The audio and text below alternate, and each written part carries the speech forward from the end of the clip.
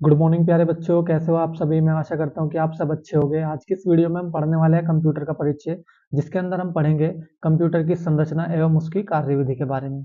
तो video start करते हैं। सबसे पहले हम कंप्यूटर की संरचना के बारे में पढ़ेंगे। कंप्यूटर की संरचना किस प्रकार से होती है। कंप्यूटर की संरचना चार प्रमुख इकाइयों से मिलकर होती है। वो कौन कौन सी है?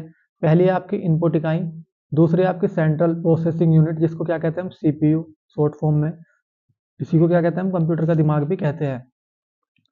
तीसरा आपका मेमोरी और चौथा है आपका आउटपुट इकाई। इन चार इकाइयों से मिलकर क्या होती है हमारी कंप्यूटर की संरचना होती है ना। इन चारों इकाइयों से मिलकर हमारा कंप्यूटर बनता है। इनके बारे में वन बाय वन पढ़ते हैं हम। सबसे पहले हम बात करते हैं इनपुट इकाई के बारे में, है ना, इनपुट डिवाइस के बारे में। ऐसी युक्तियां या डिवाइस जिनका प्रयोग कंप्यूटर में डाटा एवं निर्देशों को इनपुट करने के लिए किया जाता है, उन्हें इनपुट इकाई कहा जाता है। जैसे keyboard, mouse, light pen, scanner आदि, ये सभी क्या है आपकी इनपुट डिवाइस है। इनपुट डिवाइस को हम कैसे समझ सकते हैं आसान भाषा में, कि वे उपकरण या वे डिवाइसेस जिनसे हम अपने कंप्यूटर में कोई डाटा इनपुट करते हैं, मतलब देते हैं अपने कंप्यूटर को कोई भी डाटा, है ना। उन्हीं डिवाइसेस को हम क्या कहते हैं, इनपुट डिवाइस कहते हैं। जैसे कि माउस है, यहाँ पर देखो, webcam, camera, microphone, scanner, writing pad, joystick, keyboard, है ना, लाइट पेन, ये सभी क्या है आपके इनपुट डिवाइस है। आगे चलते हैं। अब बात करते हैं हम सेंट्रल प्रोसेसिंग यूनिट, जिसको हम क्या कहते हैं सीपीयू। ठीक है, इसे क्या कहते हैं हम कंप्यूटर का दिमाग भी कहते हैं। कंप्यूटर का वह भाग जहां पर प्राप्त सूचनाओं की गणना एवं उनका विश्लेषण होता है, उसे सीपीयू कहा जाता है। जैसे हमने कंप्यूटर में कोई डाटा इनपुट किया है, उसके बाद जो डाटा हमारा जाता है वो किस में जाता है, सीपीयू में जाता है। ठीक है, जहां पर क्या होती है, उसकी उसकी प्रोसेसिंग होती है ना, उसकी गणना होती है, उसे क्या कहते हैं हम सीपीयू कहते हैं। इसे कंप्यूटर का दिमाग भी कहा जाता है, जो कि मैंने आपको बताया है। इसके दो भाग होते हैं, एक होता है आपका कंट्रोल यूनिट और दूसरा होता है आपका अर्थमेटिकल एंड लॉजिकल यूनिट, जिसको शॉर्ट फॉर्म में एएलयू कहते हैं, और कंट्रोल यूनिट को शॉर्ट फॉर्म में क्या कहते हैं, सीयू कहते हैं। अब इनके बारे में वन बाय वन पढ़ते हैं। सबसे पहले हम बात करते हैं सीयू के बारे में, कंट्रोल यूनिट के बारे में। कंट्रोल यूनिट का कार्य कंप्यूटर की इनपुट एवं आउटपुट युक्तियों तथा स्टैंडर्ड डिवाइस को कंट्रोल करना है। इनपुट युक्तियों से सूचनाओं को प्राप्त करना, इन्हें कंप्यूटर के समझने योग्य संकेत में बदलना, इन्हें एएलयू को भेजना, एएलयू से विश्लेषण के बाद परिमाणों को आउटपुट युक्ति तक भेजना इसके प्रमुख कार्य है। क्या होता है सीयू? इसके नाम से जैसे पता चल रहा है, कंट्रोल यूनिट मतलब जो हमारे इनपुट डिवाइस है, आउटपुट डिवाइसेज है और स्टैंडर्ड डिवाइस है, उनको कंट्रोल करने का कार्य कौन करता है, कंट्रोल यूनिट करता है। ठीक है, अब बात करते हैं हम एएलयू के बारे में। एएलयू अर्थमेटिकल एंड लॉजिकल इकाई या यूनिट के द्वारा गणितीय कार्य जैसे जोड़ना, घटाना, गुणा, भाग एवं तार्किक कार्य इससे किए जाते हैं हमारे एएलयू से, है ना। जैसे इसके नाम से पता चल रहा है आपका अर्थमेटिकल एंड लॉजिकल यूनिट। ठीक है, आगे चलते हैं। अब बात करते हैं मेमोरी यूनिट एवं आउटपुट यूनिट के बारे में, है ना। Memory unit and output unit. सबसे पहले हम बात करेंगे मेमोरी यूनिट के बारे में, है ना। मेमोरी यूनिट का क्या कार्य होता है?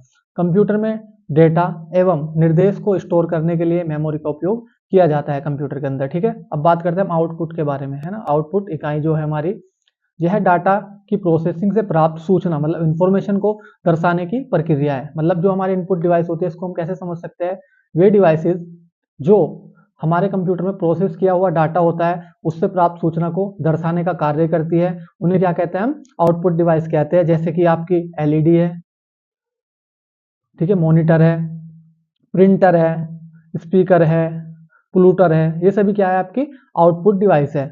कैसे आउटपुट डिवाइस है? देखो मैंने क्या बताया, वे डिवाइसेस जो हमारे कंप्यूटर में प्रोसेस किए गए डाटा को दर्शाने का कार्य करती है, उन्हें क्या कहते हैं हम आउटपुट डिवाइस कहते हैं। आपकी जो स्क्रीन है या मॉनिटर है, वो क्या करता है, आपके जो कंप्यूटर में डाटा प्रोसेस होता है उसको सबसे पहले हमें दिखाता है स्क्रीन पर, तो ये क्या हो जाएगी, हमारी आउटपुट डिवाइस हो जाएगी। ऐसे प्रिंटर, जो आपने कंप्यूटर में डाटा टाइप किया है या कुछ भी किया है ना, फिर वो क्या होगा, आपका प्रोसेस होगा डाटा, उसके बाद हम उसको प्रिंटर के माध्यम से निकाल सकते हो। प्रिंट क्या दे रहा है हमें, कुछ दे रहा है, मतलब आउटपुट दे रहा है, तो प्रिंटर क्या हो जाएगा, हमारा आउटपुट हो जाएगा। इसी प्रकार से स्पीकर है, आपने कंप्यूटर के अंदर गाने बजाए, ठीक है, तो जो हमें आवाज सुनाई देगी वो किससे सुनाई देगी, स्पीकर से सुनाई देगी, मतलब हमें इससे कुछ मिल रहा है, तो ये क्या है, हमें आउटपुट डिवाइस है। ऐसे प्लूटर है, ठीक है, ये सभी क्या है आपकी आउटपुट डिवाइस है।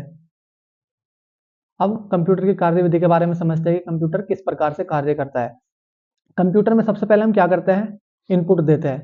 जैसे कि मुझे कुछ भी टाइप करना है, नाम टाइप करना है अरविंद, तो मैं टाइप करूंगा। तो मैंने क्या किया है, कीबोर्ड से यहाँ पर इनपुट दिया है। उसके बाद जो इनपुट दिया है किस में जाएगा, वो जाएगा हमारे सीपीयू में, जिसको हम क्या कहते हैं, सेंट्रल प्रोसेसिंग यूनिट। ठीक है, इसमें जाएगा। अब ये भी दो भाग होते हैं इसके भी, कौन कौन से, कंट्रोल यूनिट और एक आपका अर्थमेटिकल लॉजिकल यूनिट। ठीक है, ये क्या करेगा, सीपीयू जो हमने इनपुट दिया है उसको कहाँ में भेजेगा, मेमोरी यूनिट में भेजेगा। किस में भेजेगा, मेमोरी यूनिट में भेजेगा।